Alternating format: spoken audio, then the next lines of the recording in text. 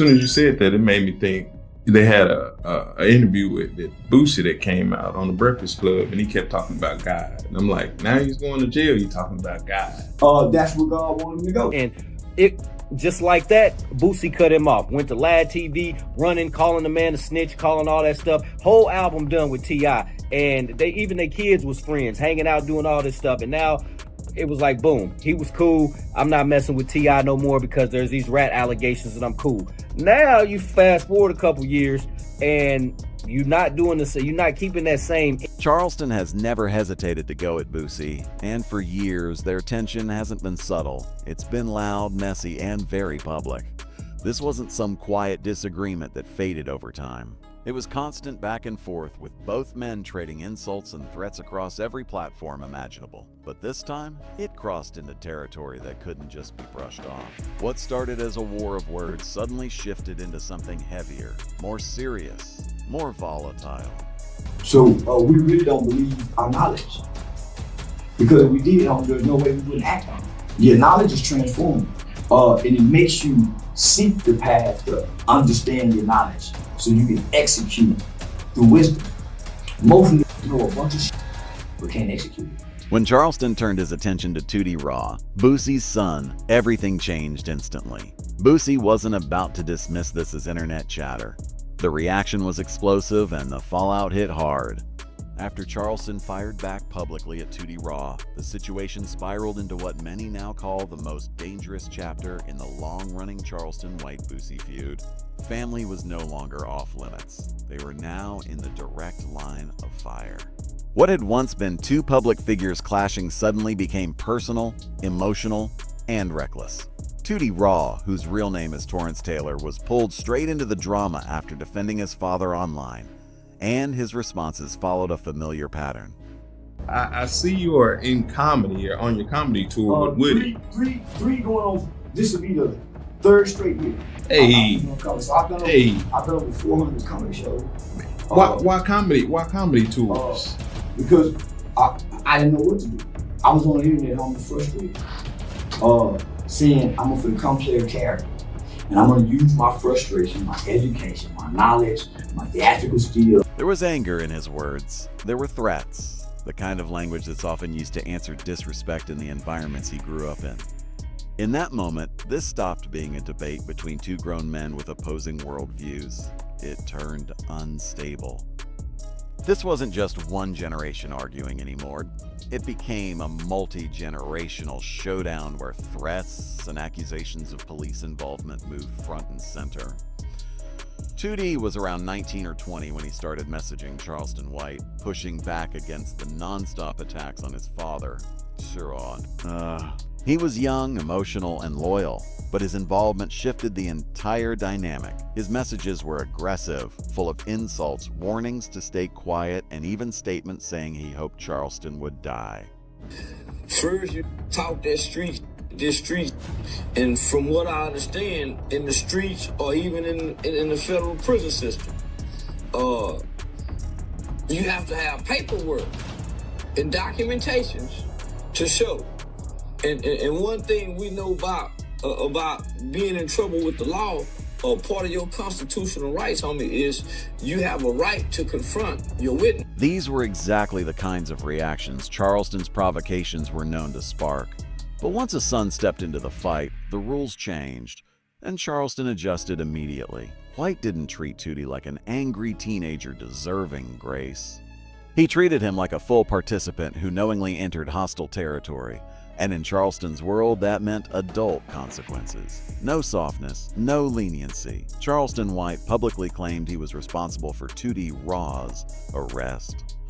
On Instagram Live, he said he personally reported him to authorities. And went out speculation. And because of that, that's why I tell real street homies, stay off the internet. If you're a real street homie, just stay off the internet, man. Don't get caught up into this. He described sending photos and information to Texas state troopers, alerting them to what he called Tootie's activities. He didn't hesitate, no apology, no shame. He said it plainly. I'm the one who had the police lock him up. In hip-hop culture, admitting that would usually be career suicide. Open cooperation with law enforcement has long carried a serious stigma, but Charleston White has never claimed to follow the so-called G code. He's openly rejected it. By doing that, he positioned himself as someone who can use the system without pretending loyalty to street rules he says he never believed in. White framed his actions as consistent with being a law-abiding citizen. From his perspective, calling the police on someone who threatened him wasn't betrayal. It was strategy. You can't break a code you never signed up for. As soon as you said that, it made me think they had a interview with Boosie that came out on the Breakfast Club, and he kept talking about God. And I'm like, now he's going to jail, you talking about God. That's where God wanted him to go. God wanted a relationship with you. So he sent you to jail so y'all can talk. And other time you get you put X pills in girl boobies. Tootie, come in here and put your on my arm. And you ain't hollering God then. So God wanted his time. That distinction allowed him to move openly, even proudly, in ways others would never dare. In September 2025, Charleston went further. He claimed Tootie Raw had been arrested again, this time in Atlanta. According to White, the arrest involved possession of a Glock fitted with a switch, a modification that can push a semi-automatic weapon toward fully automatic fire. White alleged it happened within hours of his own arrival in the city, implying coordination between his movements and law enforcement. Now, that claim has never been officially confirmed. No public records have conclusively backed his version, but the real headline wasn't just whether it was true. It was that Charleston was willing to say it out loud. Again, he presented himself as someone fully comfortable weaponizing the authorities against his enemies, even when those enemies were someone's child. As the feud dragged on, Charleston's threats toward Tootie grew darker. What began as verbal sparring hardened into warnings of real-world violence. He openly suggested Tootie could be smoked if things continued, but he framed it as preparation, positioning any potential violence as self-defense. One of his most chilling statements was directed at Boosie himself. White said Boosie might have to bury his son before ever leaving prison. That comment wasn't just a threat, it was psychological warfare. It tied the idea of family loss to incarceration in a way designed to provoke and destabilize. And Charleston didn't stop with Tootie. He expanded his attacks to Boosie's wider family across Instagram lives and interviews. He referenced Boosie's newborn child and other relatives, dragging them into the public crossfire. He spoke about Boosie's legal issues in terms of family separation, even expressing hope for outcomes that would keep Boosie away from his kids. In some instances, he went further, mentioning Boosie's diabetes and wishing for health complications while incarcerated. That was the most controversial escalation yet. Hip-hop beef usually has unofficial boundaries. Artists attack each other's credibility and character, but family, especially children, is traditionally off-limits. Charleston didn't just cross that line, he erased it. Family vulnerability became the centerpiece of his pressure campaign. Boosie's response was surprisingly restrained, especially given the image he's built over his career. He repeatedly warned Charleston not to involve his family and made it clear there would be consequences. But he also emphasized that he was deliberately avoiding full engagement. He framed his restraint as survival, protecting his freedom, his finances, and his long-term success. Boosie openly acknowledged keeping Charleston's name out of his mouth. Direct confrontation, he said, could jeopardize everything he'd built. That created an uncomfortable dynamic. A rapper known for aggression and defiance was stepping back while another man publicly targeted his children. Charleston seized on that. He used Boosie's restraint as proof that the street persona was performative. According to White, when confronted by someone who truly didn't fear consequences, Boosie prioritized preservation over principles. That interpretation became central to White's narrative. He framed the feud through his own philosophy, drawing lines between knowledge and wisdom, between talk and action. He argued many men speak on power and codes but hesitate when sacrifice is required. In contrast, he cast himself as someone who follows through, no matter how unpopular it makes him. Though. In his framing, cooperating with law enforcement, issuing threats, even targeting family, none of it was contradiction. It was proof he meant what he said. To him, hesitation equals weakness. The roots of the feud stretch back to late 2022. Boosie publicly criticized Kanye West for wearing a White Lives Matter shirt. Charleston responded by attacking Boosie for speaking on Kanye at all. That exchange lit the fuse for years of escalation, but Charleston has suggested the hostility runs deeper than that single moment. He repeatedly points to Boosie's alleged treatment of Marlo Mike, an associate convicted in a 2012 murder case, as the emotional core of the feud. White describes Marlo Mike as someone Boosie allegedly used and abandoned. When White talks about Marlo Mike, his tone shifts. The anger feels personal. He frames it as betrayal. He accuses Boosie of living comfortably while Marlo Mike remains behind bars, paying for actions White claims were done in service of others. In White's version, Boosie moved on with his career and family, while someone who allegedly did work for him faced permanent consequences. That sense of injustice, whether real or perceived, is what White says kept the conflict alive. The theme of loyalty or alleged disloyalty ties much of White's behavior together. The family attacks, the trolling over federal cases, the accusations of G-code hypocrisy, he presents it all as part of the same argument. In his view, Boosie represents someone who benefits from street mythology but abandons people when consequences hit. Then in March 2024, the feud took another turn. White accused Boosie of threatening a Baton Rouge club promoter, allegedly warning them not to book White for a comedy show and implying consequences if they did. According to White, that crossed into financial retaliation. His response followed the same pattern. He threatened to contact the FBI and local police to get Boosie sent back to prison. He claimed to have recorded evidence and once again positioned law enforcement as his weapon of choice. Provocation, escalation, counter threats. And instead of resolution, the conflict just kept expanding. White's comedy career adds another layer. He performs regularly, says he's completed over 400 shows, and uses his stage to mix entertainment with the same confrontational commentary that built his online presence. For Charleston White, comedy isn't a break from controversy.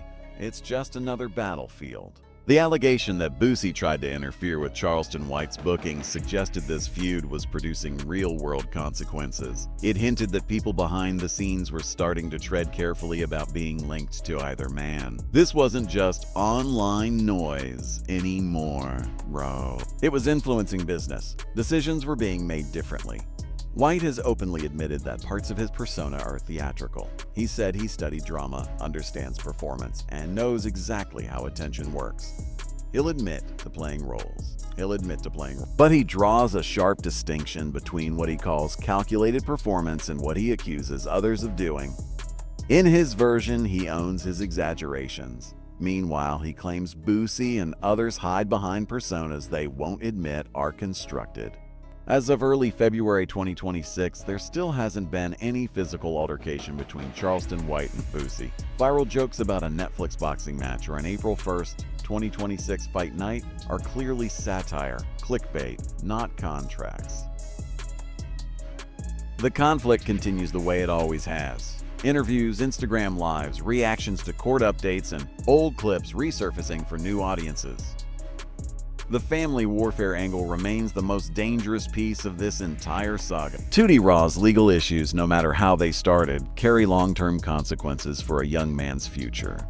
The back-and-forth threats between grown men have created an atmosphere where violence feels possible, even if it hasn't happened. Music even more concerning is the precedent of openly weaponizing law enforcement in personal beef.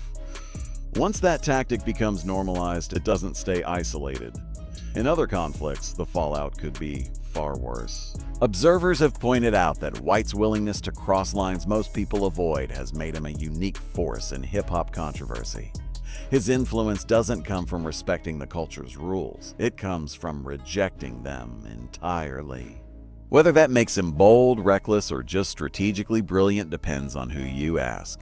Different audiences see it through different lenses. What can't be denied is that the ongoing clash with Boosie has given Charleston White years of content, consistent platform growth, and a clearly defined role in larger conversations about accountability, authenticity, and the codes people claim to live by. And this feud shows no signs of cooling off. Boosie remains under 3 years of supervised release, a situation that leaves zero margin for error. Any escalation that crosses a legal boundary carries serious federal consequences. Meanwhile, Charleston continues circling Tootie Roo's legal troubles, treating them as pressure points instead of isolated incidents. That imbalance has created a steady but dangerous dynamic. White fires relentlessly. Boosie absorbs the blows to protect his freedom. As long as that equation holds, this conflict can stretch on indefinitely. The audience hasn't moved on either. Algorithms keep resurfacing clips, interviews, and recycled footage, feeding the same tension to fresh viewers.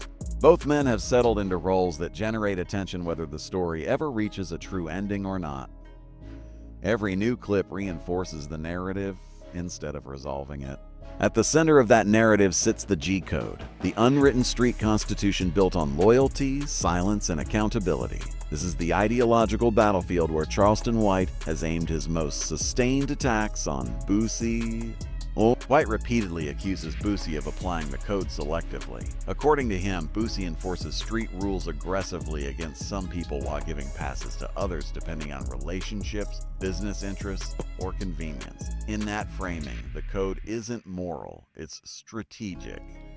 Those accusations strike at the core of Boosie's public identity. His brand has long leaned on the idea that his word carries weight, that he lives by a code, that he stands apart from artists who merely perform authenticity. White's argument isn't that the code is meaningless. It's that Boosie doesn't apply it consistently. The Big Meech situation crystallized that critique. When allegations surfaced linking Big Meech to cooperation with authorities, the hip-hop community watched closely. This was a test. Many wanted to see how artists who built their reputations on strict, anti-snitch principles would respond. White seized on Boosie's reaction, especially when compared to how he handled T.I. When allegations emerged about possible cooperation by T.I., Boosie moved fast and publicly. He went on Vlad TV and other platforms to denounce his former friend. He canceled their joint album. He cut off a relationship that extended beyond music, families included. In that case, Boosie didn't wait for paperwork.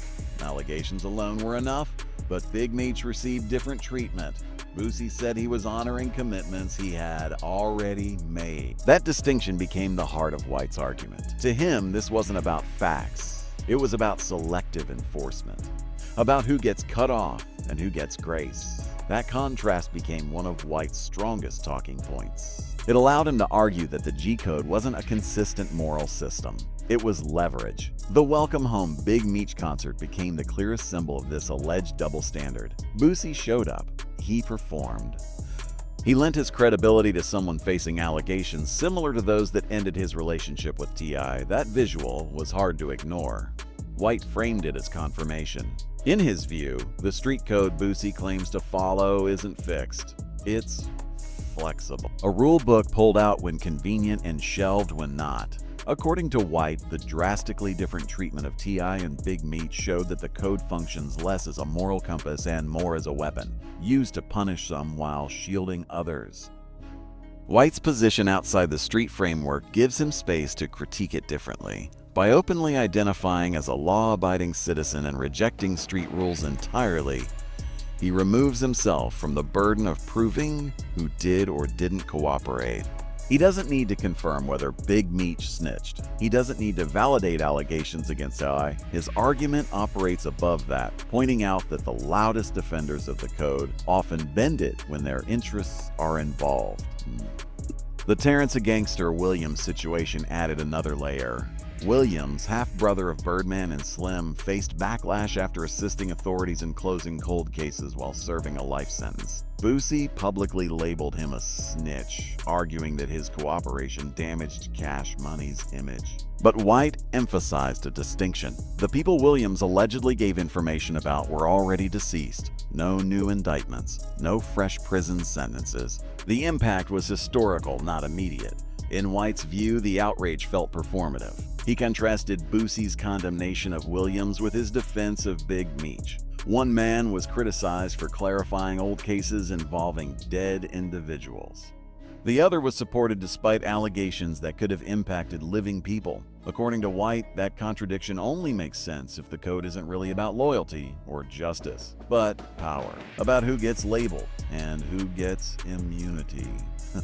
White invoked constitutional principles, the right to face accusers, the right to evidence, the expectation of proof. Even within street culture, he argued, branding someone a snitch without documentation is reckless. The fact that allegations alone could destroy one reputation while another person received protection exposed what he sees as corruption within the system itself. This argument goes beyond Boosie. White is challenging hip-hop culture at large. He suggests that street credibility, the rituals, the language, the rules, often functions as performance. Artists adopt the posture to build brands and project toughness. But when money, alliances, or friendships are at stake, those rules quietly bend. By framing it this way, White positions himself as something different. Not a competitor arguing over who followed the code better, but an outsider questioning whether the code ever truly existed as anything more than a convenient illusion. He doesn't claim to be more street than Boosie. He doesn't try to build credibility through criminal stories. Instead, he argues the system itself is dishonest. In his view, openly rejecting the code is more honest than pretending to follow it while constantly carving out exceptions. He frames his stance as transparency, not rebellion. Music White's repeated advice that a real street figure should stay off the internet carries weight here. He argues the social media era makes the code impossible to maintain consistently. Everything is recorded, clipped, archived, compared. Statements made years ago can be instantly contrasted with new ones. The archive never forgets. The audience never stops digging. Boosie's alleged inconsistency, White argues, isn't unique. It's inevitable in the digital age. Street posturing collides with internet permanence, and contradictions surface. Hypocrisy isn't hidden anymore. It's hunted. Then came the federal case, the moment that reignited the feud at its most serious. The federal courthouse in San Diego became the real-world stage for what Charleston White had been predicting for years. When the news broke, White moved quickly, positioning himself as someone who had seen it coming all along. Outcome long before the paperwork was ever signed.